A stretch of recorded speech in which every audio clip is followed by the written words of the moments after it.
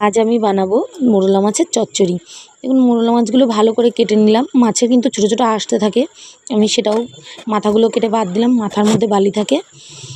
ধুয়ে পরিষ্কার করে নিয়েছি। এখানে দুটো আলু নিয়েছি, দুটো পেঁয়াজ, একটা টমেটো, কাঁচা লঙ্কা। একদম সিম্পলভাবে করব, আলু ভাজার মতন। আলুগুলো ছোটো ছোটো করে কেটে নেবো। পেঁয়াজগুলো লম্বা লম্বা করে কেটে নেবো। আমি না একবার গ্রামে গেছিলাম, এরকম আলু দিয়ে মাছের চচ্চড়ি খেয়েছিলাম, এত ভালো লেগেছিলো, আমার মুখে লেগে গেছে। আমি সেরকমভাবেই করব আজকে।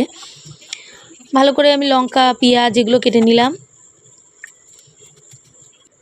খুব সিম্পলভাবে রান্না, কিন্তু খেতে খুব সুন্দর লাগে। আর এই মাছগুলো না একটু নোনা ভাব হয়, একটু নুনের পরিমাণটা কম দেবেন। নুন হলুদ দিয়ে কড়াইতে সর্ষের তেল দিয়ে লাল লাল করে ভেজে নেবো মাছগুলো।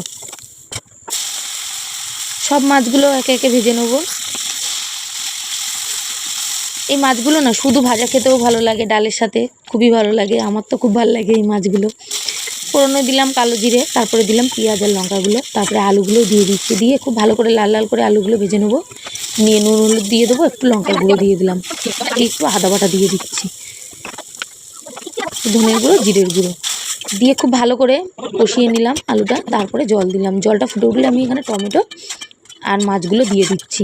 দিয়ে খুব ভালো করে ফুটে গেলে নামিয়ে দিচ্ছি। দারুণ হয়েছিল খেতে।